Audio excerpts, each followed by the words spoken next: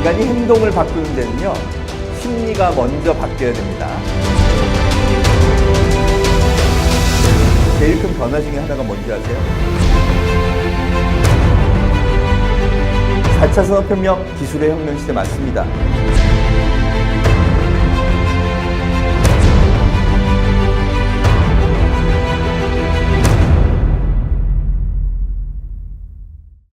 제가 오늘 준비한 이야기는 4차 산업혁명 이야기입니다. 스마트폰을 쓰는 신인류라는 이 단어를 앞에다 썼습니다. 그럼 이 4No는요, 스마트폰을 신체의 일부처럼 아주 자유롭게 쓰는 사람들을 의미하는데요.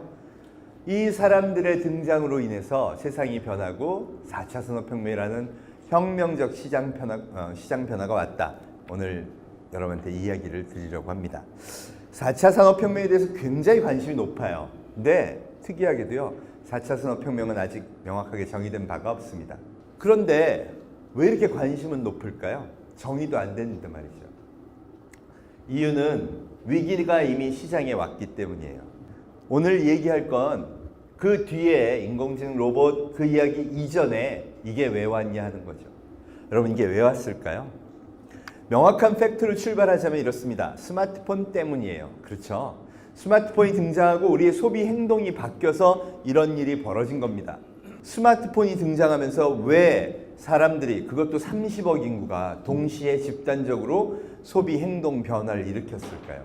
인간이 행동을 바꾸는 데는요, 심리가 먼저 바뀌어야 됩니다. 그러니까 소비 심리가 바뀌어서 행동 변화가 나타난 거죠. 그럼 집단적인 소비 심리 변화가 일어났다. 이 얘기는 늘 보던 정보가 바뀐 겁니다. 10년 전 스마트폰이 탄생하던 해입니다. 2007년. 그때는 우리가 매일 보는 정보는 누가 정해줬을까요? 대중매체예요. 신문 구독률 대한민국 70%. 여러분, 지금 15% 이하로 떨어졌어요. 대한민국의 개개인은요, 전부 자기 의지에 의해서 내가 원하는 정보만 다 어떻게 손으로 콕콕 찍어서 스마트폰을 통해서 보게 되는 그런 시대가 되었다는 겁니다. 이게 생각을 바꾸고 라이프 스타일을 바꾸고 완전히 시장을 바꾸는 가장 근본 원인이에요. 사회의 구성 원인, 가장 기본 요소인 인류 개개인이 전부 달라진 거예요. 아무도 통제할 수 없어요. 자기 원하는 것만 머릿속에 담고요. 그 분량은 10년 전 대비 100배예요. 호모사피엔스의 주도 세대는요, 주로 밀레니얼 세대가 이거를 만들어간다 이렇게 보고 있습니다. 자, 일단 우리가 중요하다고 여기는 이 밀레니얼 세대들은 어떻게 다른가 한번 보겠습니다. 어려서부터 인터넷과 컴퓨터 게임을 즐겼어요. 기술적으로는 컴퓨터와 인터넷의 모든 기능을 알고요. 또 경험적으로는요, 사이버 아이덴티티, 가상 공간상의 나라는 현실을 인지하고 있어요. 이런 사람들이 스마트폰을 손에 딱 쥐었습니다. 이게 뭘까요? 완벽한 게임기죠. 그러니까 게임 엄청 합니다. 지금 그래서 옛날에도 그랬고 스마트폰 등장한 이후 지금까지 어른들은 다 걱정해요. 애들이 게임 때문에 망했다. 공부 안 하죠. 게임만 하죠. 큰일 났다 그랬어요. 여러분, 우리는 젊은 세대, 이 밀레니얼 세대가 게임만 하고 아무것도 안 한다고 걱정했는데요. 인류는 그렇게 미련하지 않죠. 그럼 이 호모사피엔스라는 이 밀레니얼 세대는 어떻게 할까요? 게임 방식으로 택시 회사를 만듭니다. 서버를 하나 두고요, 수만 명이 들어오게 해요. 택시 나 있어요. 나 그거 할게요. 매치시킵니다. 너무 쉬워요. 게임보다 훨씬 쉬워요. 심지어 거기서 디지털 머니를 서로 주고받게 합니다. 뭐가 어려워요? 근데 9년이 지났어요. 여러분, 2009년 그렇게 탄생한 회사가 우버입니다. 지금 우버의 기업 가치는요, 78조. 그럼 콜택시는요? 그냥 기업이에요. 그럼 인류의 소비 방식에서 이와 유사한 것을 폰을 든 인류를 위해서 혁신해보자. 거기서 가능하면 IT와 서버를 다 활용하게 하자. 이러고 그 사이 10년간 혁신이 일어나 버린 겁니다. 여러분, 이게 4차 산업혁명의 본질이에요. 인류의 변화, 디지털 커넥터를 든 인류의 변화가 이걸 일으키고 있는 거죠. 제일 큰 변화 중에 하나가 뭔지 아세요? 지식의 개념이 달라진 겁니다. 심지어는 외운 것보다 검색한 걸 더 신뢰하죠. 이게 왜 이렇게 됐을까요? 여러분, 그동안 검색하면 훨씬 더 정확한 걸 얻을 수 있다는 우리 경험이 축적된 거예요. 더 무서운 건 진화가 더욱더 빠르게 진행되고 있다는 겁니다. 여러분, 지금도 멈추지 않고 계속 변화하고 있어요. 그리고 그 영향에 의해서 시장은 이미 거의 문명의 교체가 시작된 것 같습니다. 문명 교체기에는요, 신문명이 등장해 구문명을 싹쓸이합니다. 2010년 스마트폰 대중화가 시작됩니다. 그리고 5년 지나니까 보세요. 이 10개 기업 중에요, 제품을 만들어 파는 기업이 달랑 2개밖에 없더라고요. 1위 애플, 10위 삼성전자. 그리고 여러분 딱 2년 만에 2017년이 되니까 1, 2, 3, 4, 5위, 세계 1, 2, 3, 4, IT가 아니라 그냥 전 세계 1, 2, 3, 4, 5위가 전부 IT를 차더니요, 2018년 여러분 이게 1월 21일자입니다. 세계 탑10 기업. 여기 보세요. 전 세계 기업 시가총액 순위. 그냥 따끈따끈한 거예요. 1위부터 거의 7위가 전부 IT 기업이 됩니다. 여러분 이건 상식 이하의 선택입니다. 우리 9.16 입장에서 보면 정말 말도 안 되는 일이에요. 문제의 핵심은 이거예요. 저런 걸 어떻게 가르치죠? 가만히 있어도 찾아오게 만들어야 되고요. 그 사람들이 가장 편하게 하려면 디지털 라이프에 대해서 이해도가 엄청 높아야 돼요. 유튜브는 어떻게 구성해야 되고요. 거기 킬러 콘텐츠는 어떻게 올리는지를 다 알아야 돼요.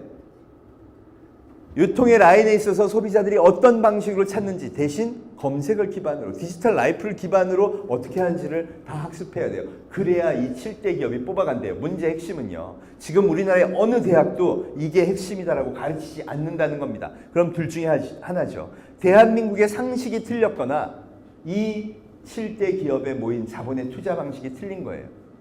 안타깝게도 여러분 지난 30년 동안 4,500조 자본의 선택이 틀린 적은 없었습니다. 그럼 우리가 바꿔야 된다는 거죠. 그래서 문명의 교체 얘기가 나오는 겁니다. 세계 100대 벤처 중에, 성공한 벤처 중에 57개가 한국에 온 불법이에요. 여러분 청년이 왜 일자리가 없는 줄 아세요? 하고 싶은 거 아무것도 못하게 해요. 이게 코어예요. 그런데 어쩔 수 없어요. 왜? 대한민국이 선택한 거니까요. 그렇더라도 생각은 바꾸시기 시작해야 됩니다. 이게 혁명의 메시지니까요. 개인이든 기업이든요, 이런 겁니다. 내가 하는 영역을 잘하고 있는 동시에 이 5천조의 자본은 나한테 왜 투자해야 될까? 여러분 개인이요, 열심히 이 디지털 라이프의 트렌드를 파악하고 거기 킬러 컨텐츠는 뭐고, 기술적으로는 이들이 관심 있는 게 빅데이터네, 인공지능이네, 이걸 열심히 해요. 그럼 관심이 있겠죠. 그게 자기 개발하는 겁니다. 기업도 마찬가지예요. 내가 기존 영업 잘하고 있는데 뜻 하나 디지털 플랫폼이라는 걸 개발해서 고객과 소통하려고 막 연구해요. 야, 너희 경쟁 기업 중에서 네가 제일 낫네. 그럼 투자하겠죠. 이게 우리가 해야 되는 일이라는 겁니다. 빅데이터는 자원이에요. 지금 전 인류 호모사피엔스가 남기는 나의 관심, 나의 태도, 나의 행동에 대한 모든 데이터예요. 여기서 엄청난 산업 변화가 시작되는 겁니다. 저는 이게 무서워요. 전 세계 문명을 리드하는 G2, 미국과 중국이요, 이미 변화를 적극적으로 유도하고 그걸 키워내기 시작했고, 자본도 충분히 실탄이 모였어요. 그럼 우리가 막으면 안 올까요? 역사적으로 그런 적이 없잖아요. 옵니다. 그걸 우리 아이들한테 준비시켜야 된다는 거죠. 우리의 생각을 바꿔야 합니다. 여러분, 그럼 정말 미래가 그렇게 갈까? 사실 저는 미디어 산업의 변화에서 그 지표를 보고 있습니다. 우선 미디어 산업이 옛날에는요, 워크맨으로 음악을 들었죠. 여러분, 그게 제품과 제조의 시대입니다. 최고의 퀄리티의 제품을 만들어내는 거죠. 그리고 유통의 방식도요, TV 광고하고 제품 팔고, 그래 생태계가 그렇게 형성이 된 거예요. 그런데 어느 순간 인터넷이 퍼지면서 P2P라는 서비스가 생겼죠. 파일을 공유하기 시작합니다. 그리고 냅스터라는 서비스가 생겼죠. 거기서 공유 경제의 개념이 사실은 출발하게 된 겁니다. TV, 라디오, 그리고 기존의 기계가 갖고 있던 파워를요, 전부 다 어디로 이양했느냐? 스마트폰에 기반한 서비스로 다 이양한 거예요. 새로운 디지털 플랫폼이 엄청나게 생겨버린 겁니다. 그리고 그거에 의해서 엄청난 변화가 이미 시작됐죠. 거기다가 유튜브 발생했죠. 엄청나게 플랫폼이 다양화되면서 기존에 갖고 있던 파워를 다 잃어버리기 시작한 겁니다. 그게 산업을 재편하고 있는 거예요. 이미 신문하고 TV는요, 저 같은 50세 이상만 보는 걸로 전 세계에 딱 데이터가 나와요. 나머지 그럼 젊은 사람들은 어디서 보는데? 여러분, 특정 트렌드가 없어요. 제가 신산업으로 주목하는 것들은요, 딱 이런 겁니다. 데이터가 자발적으로 폭증하는 것들이에요. 여기 특징은요, 디지털 커넥터를 든 사람들이 아무 어떤 영향을 받지 않고 스스로 좋아요하고 자기들끼리 계속 확산하는 거예요. 그렇게 해서 의미 있는 데이터가 나오면 거기에 비즈니스의 기회가 생깁니다. 제가 처음 주목한 건 K-팝이었어요. 여러분 이 데이터를 보세요. 구글 트렌즈라는 건데 검색수를 비교한 겁니다. 인기가 좋으면 검색수가 높아지겠죠. 자본 투자 없어요. K-팝 돈 없어서 전 세계에 막 광고 안 합니다. 오로지 유튜브 그냥 자기들끼리 퍼뜨리면 좋고 아님 말고예요. 그런데 K-팝의 검색 수가 이제 거의 J-팝이 10,000배가 넘어요. 그냥 자기들끼리 퍼뜨리는 거예요. 그럼 뭐가 생길까요? 저기 사업의 기회가 생겨요. 그걸 누가 하냐? 전부 중국인들이 먹고 있어요. 중국은 이미 엄청난 속도로 수백억 개의 쏟아지는 데이터를 바탕으로 비즈니스 전부 혁신하고 있습니다. 여러분 찾아보세요. 알리바바 마윈에 신소매라는 단어가 나옵니다. 2016년부터 우리는 유통을 혁신하겠다. 알리바바가 중국 공산당의 적극 지원을 받아서 유통 오프라인을 혁신하기 시작했어요. 중국은 매일 3억 명이 폰으로 편의점에서 결제를 해요. 그럼 생각해 보십시오. 텐센트 알리바바는요, 전광판을 보고 있으면 네이버 지식 검색하듯이 어느 지역 음료수 1위, 과자 1위, 김밥 1위 이게 다 뜨는 거예요. 그럼 그 데이터 쭉 뽑아서 야 이걸로 공급해 이러면 되잖아요. 그죠? 데이터가 있으니까 전 인민이 이제 폰을 써서 결제하는 것을 생활화했으니까 이런 혁신이 가능해지는 겁니다. 아직 중국은요 그렇게 앞선 국가는 아니에요. 그걸 공산당이 지령해서 하니까요. 우리한테 기회도 있고 힘도 있어요. 그러려면 어떻게 해야 될까요? 생각을, 시각을 바꿔야 됩니다. 폰을 든 인류가 이미 다른 선택을 했고 여러분도 인지하고 있잖아요. 그래서 시장에는 혼돈이 왔어요. 대한민국은 아직까지 80% 전통시장, 20%가 온라인 마켓으로 알려져 있습니다. 그래서 저게 잘 될까 의심하고 있지만 여러분 보세요. 자본은 이 20% 시장의 성장을 선택했어요. G2라는 중국과 미국도 그 문명을 선택했어요. 그럼 우리가 이제 상식을 바꿔야죠. 미리 준비해야 됩니다. 특히 자라난 세대한테는요, 기회를 주고 생각하게 하고 경험하게 해야 됩니다. 제조 필요합니다. 제조 없을까요? 아니요. 지금은 좀 어렵죠. 옛날처럼 100만 개씩 우우하고 사지 않으니까요. 섹터별로 대응해야 되니까 되게 어렵습니다. 그래서 제조도 진화를 합니다. 스마트 팩토리 개념은요, 오더가 들어오면 만드는 거예요. 그래서 이제 인력이 많이 사라지게 되는 거죠. 여러분 그러면 신산업에 새로운 기회가 오는 거예요. 제가 청년들한테 한 얘기가 그겁니다. 여러분 이런 시대라면 꼭 공부 잘해야 될까요? 아니요. 감각이 뛰어나고요. 새로운 디지털 문명에 대해서 이해도가 높고 그거 스스로 학습하는 열의가 뛰어나고 그러면 가능성이 이제 새로운 길이 많이 열려요. 이 새로운 영역에는 새로운 아이디어와 새로운 능력을 갖춘 사람들을 키워내고 그들을 응원하고 그들의 세상을 만들어줘야 된다는 겁니다. 우리는 오랜 세월 동안 선진국의 문명을 늘 카피해 왔어요. 그게 대한민국을 발전시킨 원동력인데요. 지금은 이제 카피 안 한 이유가 뭘까요? 그만큼 굳어 있는 겁니다. 생각을 열어야 됩니다. 이렇기 때문에 새로운 인류의 삶을 경험해 보라고 하는 겁니다. SNS도 해보고요. 깊이 들어가서 인스타그램도 해보고 왜 그게 뜨는지 좋아하는지 요즘 트렌드는 뭔지를 경험하지 못하는데 먹방도 안 보는데요. 어떻게 그들의 감각을 압니까? 그들이 좋아하는 킬러 콘텐츠를 어떻게 만들어내요? 지금 일어나는 스마트폰으로 TV 보는 방식, 인터넷 TV 방식, 앱을 쓰는 방식, 최근 트렌드를 하나도 모르는데 어떻게 디지털 플랫폼을 만들겠습니까? 이걸 아는 사람이 만드는 거예요. 그게 신인류 시대의 비즈니스 모델을 만드는 방식이에요. 진짜 앞으로 중요한 건 뭘까요? 개념이 바뀐 거예요. 여러분, 좋아요를 못 끌어내면 기업은 어려워집니다. 실제 많은 플랫폼 기업들이 그걸 노력하고 있어요. 우리는 그런 생태계를 아직 대기업들이 잘 이해 못하고 있어서 많은 삐걱거림이 있죠. 그런데 진화할 겁니다. 시장은요, 옛날에는 통합해서 움직이고 제품 하나 잘 만들면 되는 시장이었다면 지금은 다 달라졌어요. 이 섹터에 대응하는 전략도 필요해졌다는 겁니다. 이게 우리가 생각을 바꿔야 되는 거예요. 4차 산업혁명, 기술의 혁명 시대 맞습니다. 제가 엔지니어로서 봐도요, 이거 굉장히 중요해요. 문제는 근데 다 할 수는 없죠. 그럼 뭐부터 해야 될까요? 여러분, 킬러 컨텐츠 플랫폼을 생각하면 제일 중요한 게 스토리예요. 진짜 킬러 컨텐츠가 될 서비스를 개발할 거냐. 빅뱅은 일어났고요. 소비자의 변화로 시장은 혁명적 변화 시작됐습니다. 제일 필요한 건 그들이 좋아할 킬러 콘텐츠와 그들이 좋아할 플랫폼이에요. 기존의 유통 방식을 벗어나서 디지털 커넥터를 든 인류를 위해서 우리는 어떻게 할 거냐. 저는 제일 먼저 해야 될 게 이거라고 생각을 했습니다. 바로 신인류와 시선을 맞추기 시작하는 거죠.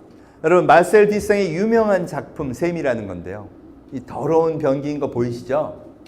세상에 예술이라고는 절대 삼을 수 없는 더러운 변기를 딱 갖다 놓고요. 여기 알무트라고 이 글자만 썼어요. 그리고 예술이라고 내놨어요. 난리가 났죠. 이게 지금 뭐 하는 거냐? 우리 조롱하는 거냐? 예술계가 뒤집어졌습니다. 그런데 표현하고 싶었던 건요, 더 황당해요. 인류의 위대함의 본질을요, 이 변기를 갖고 표현하고 싶었대요. 그러면서 얘기한 게 이 유명한 예술 용어 앵프라맹스입니다. 눈에 보이지도 않는 미묘한 차이. 그런데 그래서 더 결정적이고 근본적인 차이라는 뜻이 있대요. 그게 뭐냐? 여러분, 도저히 지구상의 어떤 존재도 이건 예술이 될 수 없다는 변기를 선택했어요. 그리고 거기에 앵프라맹스라고 하는 이 알무트만 딱 쓰군요. 아무것도 미묘한 눈에 보이지도 않는 차이만 딱 입히고요. 이거 예술이야 그랬어요. 그랬는데 그럼 지구상에 어떤, 이렇게 묻습니다, 작가가. 그럼 지구상에 어떤 존재가 저거 하나 썼다고 이 더러운 변기를 예술로 인지하겠느냐? 역으로 물어봐요. 그렇죠. 여러분, 이걸 보고 생각을 만들어내고 이걸 예술로 인지할 수 있는 지구상의 존재는요, 유일합니다. 인간이죠. 그러면서 그 얘기를 합니다. 그게 인간의 위대함의 본질이라고요. 여러분, 위대함의 본질이 뭘까요? 인류 위대함의 본질, 사피엔스를 쓴 저자 유발 하라린이 이렇게 얘기합니다. 인류 위대함의 본질은 보이지 않는 실제 그 미묘한 차이를 믿기 시작했을 때부터 시작된 거라고요. 여러분, 전 이게 출발이라고 생각합니다. 우리가 신인류와 시선을 맞추는 것, 그들이 왜 게임을 좋아하는지, 왜 새로운 방식을 선택하는지 그들과 소통하며 그들을 이해하고요, 그들의 문명을 자꾸 키워주고 받아주는 것. 그때 다시 한번 우리 대한민국이 도약하는 그런 계기가 될 거라고 저는 생각을 합니다. 여러분도요, 4차 산업혁명 시대 준비하고 싶으세요? 관심을 가져주세요. 신인류의 문명, 5천조의 자본이 몰린 그 역사의 현장에 도대체 무엇이 있을까? 그 매력을 한껏 느껴보십시오. 개인도 재밌어지고요. 그리고 대한민국의 앞날, 여러분의 앞날도 훨씬 더 밝아질 거라고 생각합니다. 감사합니다.